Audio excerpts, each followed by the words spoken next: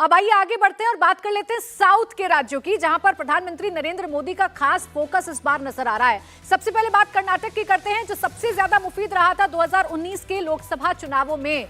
कर्नाटक में 28 लोकसभा की सीटें हैं, बीजेपी 22 सीटें यहां पर जीतती हुई नजर आ रही है। कांग्रेस 4 सीटें जीत सकती है और जेडीएस 2 सीटें जीत सकती है। देखिए, विधानसभा चुनावों में एक जबरदस्त झटका बीजेपी को कर्नाटक में लगा था, कांग्रेस की सरकार बनी, लेकिन इसका रिफ्लेक्शन बहुत ज्यादा होता हुआ नजर आ नहीं रहा है। अगर कर्नाटक के आप लोकसभा चुनावों की तरफ जाएंगे, यानी जो वोटर है कर्नाटक का, जब केंद्रीय चुनाव की बारी आएगी, जब केंद्र में चेहरा चुनने की बात आएगी, तो कर्नाटक में एक बार फिर जो विश्वास है वो मोदी पर जताता हुआ वोटर नजर आ रहा है, क्योंकि 22 सीटें बीजेपी को मिल सकती हैं, कांग्रेस सिर्फ 4 सीटें जीत सकती है और जेडीएस की अगर हम बात करें वो 2 सीटें जीत सकती है। जेडीएस अब बीजेपी के साथ आ चुकी है, तो एनडीए का अगर आप यहां पर शेयर देखेंगे, एनडीए की अगर सीटें देखेंगे तो ये 24 हो सकती हैं, लेकिन बीजेपी अपने दम पर यहां 22 सीटें जीत सकती है। यानी कर्नाटक में विधानसभा चुनाव का कोई असर पड़ेगा, ऐसा कम से कम ओपिनियन पोल तो बता नहीं रहा है।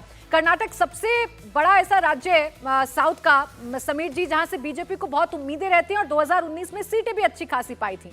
बहुत ज्यादा नुकसान बीजेपी को हो नहीं रहा, बेशक राज्य में कांग्रेस की सरकार क्यों ना हो। निश्चित रूप से कर्नाटक, अगर साउथ के राज्यों की अगर बात करेंगे तो कर्नाटक ऐसा राज्य जहां भारतीय जनता पार्टी हमेशा मजबूत रही है और पहली बार कर्नाटक में ही भारतीय जनता पार्टी ने साउथ में अपनी सरकार बनाई थी। तो संगठन वहां भारतीय जनता पार्टी का बहुत मजबूत है। लिंगायत वोट बैंक येदियुरप्पा के कारण भारतीय जनता पार्टी के साथ जुड़ा हुआ है और अब बोकलिंगा भी जेडीएस के कारण भारतीय जनता पार्टी के साथ कितना वोट करता है देखना होगा। प्रधानमंत्री मोदी की भी वहां बहुत लोकप्रियता है। भले ही कर्नाटक विधानसभा चुनाव में भारतीय जनता पार्टी हार गई है और कांग्रेस सरकार बना ली हो, लोकसभा चुनाव में वहां के जो वोटर्स है भारतीय जनता पार्टी और प्रधानमंत्री मोदी की लोकप्रियता को देखते हुए वोट करेंगे। और मुझे लग रहा है कि जेडीएस से गठबंधन से आने के बाद जरूर भारतीय जनता पार्टी को भी इसका फायदा होगा। अभी एक जो भारतीय जनता पार्टी ने अपने 10 उम्मीदवार वहां घोषित कर दिए हैं कर्नाटक के अंदर। मुझे लग रहा है उसमें से एक जो बेंगलोर ग्रामीण की सीट है, जहां से कांग्रेस के सांसद चुने गए थे, जो कांग्रेस के उप मुख्यमंत्री कर्नाटक के डीके शिव कुमार, उनके भाई वहां से सांसद है। उसके खिलाफ देवगौड़ा के जो दामाद है मंजुनाथ, वहां उनको टिकट दिया गया है। मतलब वो भारतीय जनता पार्टी के सिंबल पर बेंगलोर ग्रामीण से लड़ने वाले हैं, तो वहां पर भी एक अच्छी फाइट देखने को मिल सकती है।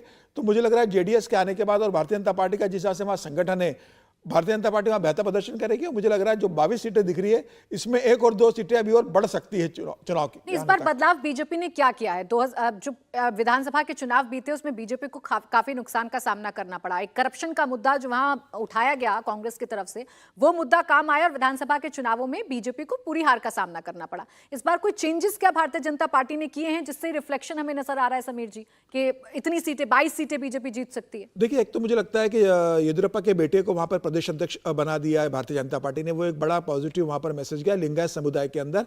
उस समय लिंगायत समुदाय ने भारतीय जनता पार्टी के लिए बहुत ज्यादा वोट नहीं किया था और मुझे लग रहा है उस समय जेडीएस भी भारतीय जनता पार्टी के साथ नहीं थी। अब जेडीएस के जुड़ने के बाद भारतीय जनता पार्टी का उसको फायदा होगा। और विधानसभा चुनाव वैसे भी स्थानीय नेतृत्व के नाम पर लड़े जाते हैं।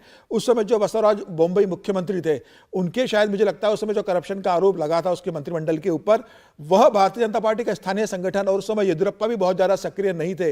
हालांकि चुनाव प्रचार अभियान की कमान उन्हें दी गई थी। जगदीश शेट्टर नाराज हो गए थे, जो पूर्व मुख्यमंत्री थे, वो कांग्रेस में चले गए थे। हालांकि वो विधानसभा चुनाव आ गए, फिर भारतीय कांग्रेस ने एमएलसी बना दिया, अब वो वापस भारतीय जनता पार्टी में लौटकर आ चुके हैं। तो मुझे लग रहा है कि विधानसभा चुनाव में स्थानीय जो गुटबाजी थी और जो सरकार की अलोकप्रियता थी, उसके कारण भारतीय जनता पार्टी को विधानसभा चुनाव में हार का सामना करना पड़ा। लेकिन लोकसभा चुनाव ये प्रधानमंत्री मोदी की लोकप्रियता पे हो रहा है और कर्नाटक में प्रधानमंत्री मोदी की लोकप्रियता बहुत स्ट्रांग है। और जिस हिसाब से भारतीय जनता पार्टी ने टिकट बांटे, कई सांसदों के टिकट काटे हैं, कुछ लोगों की सीट बदल दिए। जैसे बेंगलोर में अगर आप देखेंगे, सदानंद गौड़ा जो एक केंद्रीय मंत्री रहे हैं, पूर्व मुख्यमंत्री रहे, उनका टिकट भारतीय जनता पार्टी ने काट दिया। जो बेंगलोर उत्तर से आते, नॉर्थ से सांसद आते हैं, तो टिकट डिस्ट्रीब्यूशन में भारतीय जनता पार्टी ने इस बात का विशेष ध्यान रखा है कि प्रदेश में हमारी सरकार नहीं है और हमें वहां बेहतर प्रदर्शन करना है। मुझे लग रहा है प्रधानमंत्री मोदी की लोकप्रियता संगठन के दम पर और जिस हिसाब से वहां संगठन अब एक्टिव हो चुका है, भारतीय जनता पार्टी वहां 28 में से मुझे लग रहा है 25 सीटें जीतने की स्थिति में फिर पहुंचेगी। अब देखिए, 144 सीटें 543 में से, जिसका ओपिनियन पोल हमने खोल दिया है और ओपिनियन पोल ये बता रहा है कि 144 सीटों में से 127 सीटें एनडीए जीत सकता है। इंडिया गठबंधन अभी बहुत पीछे है, सिर्फ 16 सीटें यहां इंडिया गठबंधन जीतता हुआ नजर आ रहा है। यानी अभी एनडीए की जो बढ़त है वो बहुत ज्यादा है। और अभी साउथ के राज्य हम धीरे धीरे करके खोलेंगे। पहले बात हमने कर्नाटक की है। अभी ये जो आंकड़ा हम दिखा रहे हैं, निर्णय, एक कमेंट इस पर आपका जरूर चाहूंगी। 144 में से अभी जिस तरीके की स्थिति है कि 127 एनडीए जीत रहा है, यानी जो टारगेट प्रधानमंत्री नरेंद्र मोदी ने सेट किया है 370 जीतने का, आपको लगता है कि वो अचीव कर सकती है बीजेपी? देखिए, बिल्कुल अचीव कर सकती है या नहीं, ये इस बात पर डिपेंड करेगा कि बीजेपी साउथ में किस प्रकार से अपना प्रदर्शन करती है इस बार। और जिस प्रकार से आपने कर्नाटका का जो आंकड़े दिखाए हैं, और काफ़ी प्रॉमिसिंग जो वो आंकड़े नज़र आ रहे हैं, और कर्नाटका वैसे भी बीजेपी का एक स्ट्रांग होल्ड रहा है बरसों से।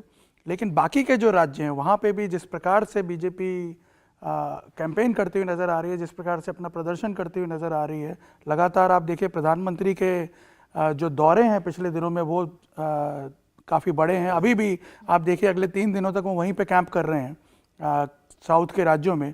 तो पूरा फोकस जो है बीजेपी का साउथ के बेल्ट पे है। और उसका एक सबसे बड़ा रीज़न ये है कि जो आंकड़ा हम क्लेम कर रहे हैं वो कि 370 के ऊपर सीटें लानी है, वो तभी संभव हो पाएगा जब साउथ से सीटें बीजेपी ज़्यादा से ज़्यादा जीत पाए। और इसीलिए आप देखिए सारा प्रयास, सारा फोकस जो है वो भी उसी तरफ हो रहा है। साउथ के राज्यों की हम बात करेंगे आगे, जहां प्रधानमंत्री नरेंद्र मोदी दौरे कर रहे हैं। उन जगहों पर क्या फर्क पड़ रहा है, ओपिनियन पोल क्या बता रहा है,